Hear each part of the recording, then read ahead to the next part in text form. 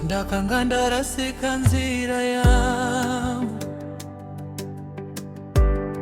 makanditsvagane ruro rwenyu pandakachema usiku wese makandinyaradza Mwari wangu. Mazuva ese ndinona nyasha dzichitevera upenyu hwangu, tandina chandingakupai kunze kwemoyo wangu.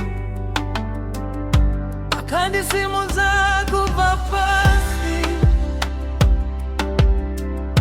makandipatsa riro itsva, nyasi ndinomira pamberi penyu ndichizivisa nerufaro. Ndinokudai Mwari kupfuura zvese zvandinaro. Ndinokudai Mwari, muri chiedza cheupenyu hwangu. Ndinokudai Mwari nekuti makandida kutanga, moyo wangu wese ndewenyu Ishe wangu. Kana dutu richivhuvuta, munova nhare yangu yakasimba. Kana nzira dzikaoma pamberi, munonditungamirira Baba. Rudo rwenyu haruperi, nenyasha hadziperi.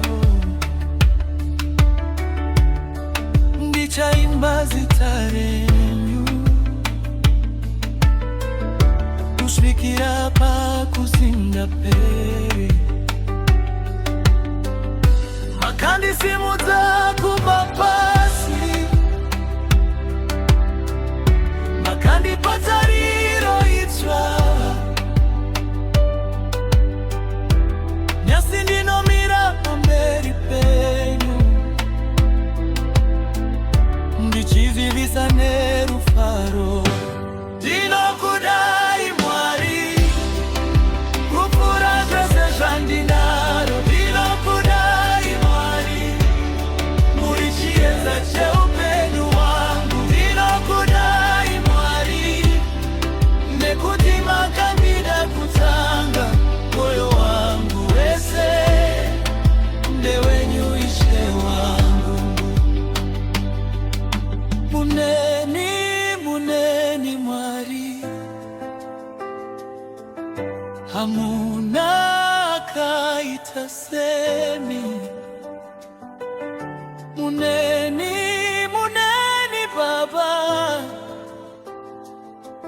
ndichakushumirai nokusingaperi.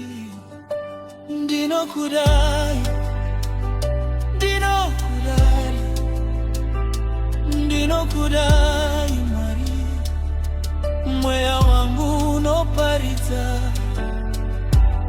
kunaka kwenyu Ishe.